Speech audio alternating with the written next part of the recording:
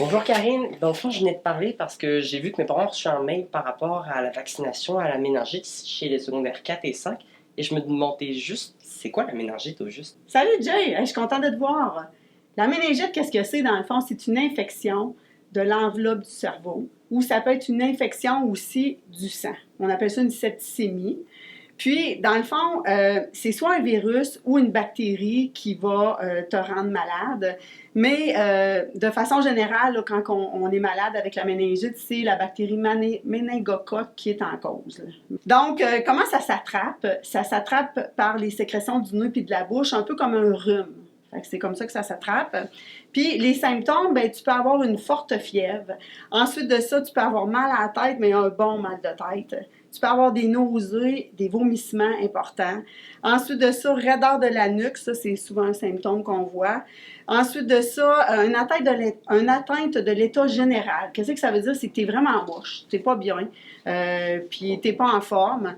Puis le dernier symptôme qu'on peut avoir, c'est comme des petites hémorragies sur ta peau. Ça va faire des petits pics bleus, là, comme un peu partout, comme une tête d'épingle sur ta peau. Fait que ça aussi, c'est caractéristique. Fait que voilà, c'est une grave maladie. Ok, oui, non, c'est vraiment grave la méningite. C'est très grave la méningite. Tu veux pas ça, la méningite. Parce que quand tu as la méningite, tu es hospitalisé. On ne peut pas se soigner toute seule avec une méningite, c'est impossible.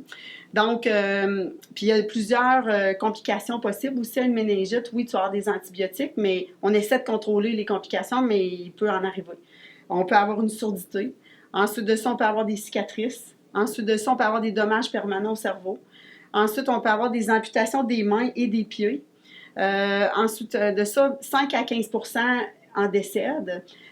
Puis, même si on est traité, là, des fois, il y a des complications. On essaie de contrôler les dommages le plus possible, mais des fois, c'est difficile.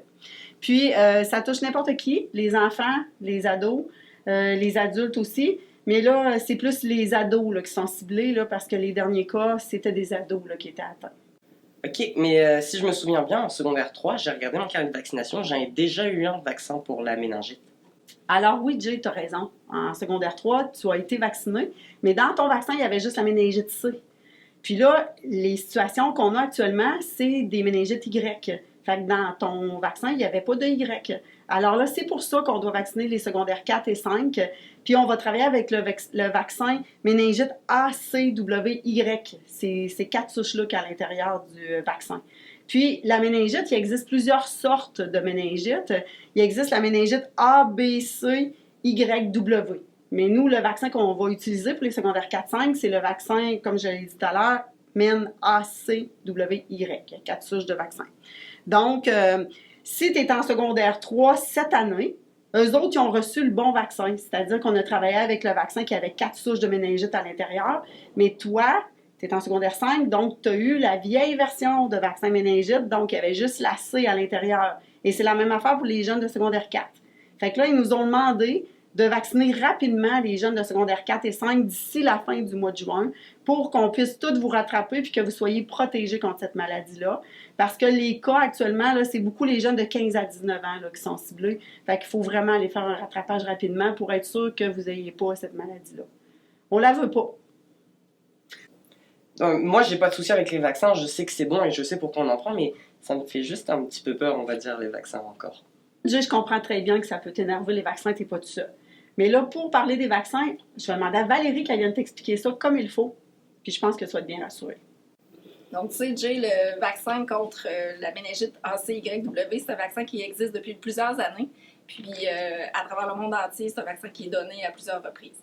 Donc, c'est un vaccin qu'on considère sécuritaire.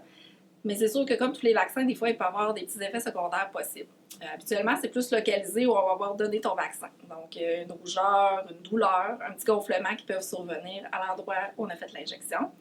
Il y a certaines personnes qui vont avoir un petit peu mal à la tête, des douleurs musculaires ou encore de la fatigue qui peut survenir.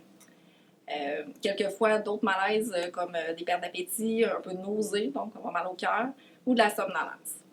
Plus rarement, ce serait de faire une légère fièvre là, dans les premiers 24-48 heures. On pourrait avoir aussi des fois des rougeurs sur la peau ou des vomissements qui peuvent survenir. De façon exceptionnelle, ça serait aussi d'avoir comme réaction là, une réaction allergique au vaccin en tant que tel.